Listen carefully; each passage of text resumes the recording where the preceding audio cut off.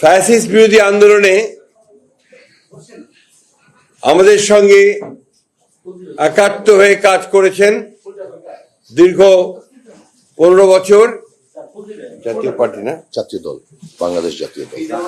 বাংলাদেশ জাতীয় দলের চেয়ারম্যান সৈয়দ এহসানুল হুদা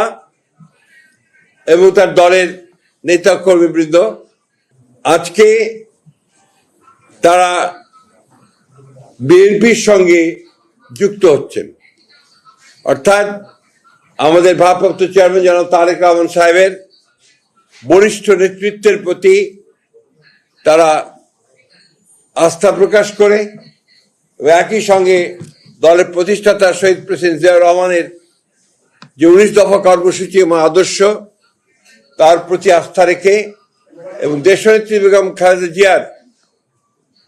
আপসহীন নেতৃত্বের প্রতি শ্রদ্ধা দেখিয়ে তারা আজকে এই মুহূর্তে কিছুক্ষণের মধ্যেই আমাদের বাংলাদেশ জাতীয় দলে আনুষ্ঠানিকভাবে যোগ দেবেন। আমরা আশা করছি যে তাদের এই বিএনপিতে যোগ দেওয়া বিএনপিকে আরো শক্তিশালী করবে এবং একই সঙ্গে আমাদের যে গণতন্ত্রের জন্য সংগ্রাম তাকে আরো বেগবান করবে। আমরা আশা করব যে আগামী যে নির্বাচন সেই নির্বাচনেও তার এই যোগদান ইতিবাচক ভূমিকা রাখবে।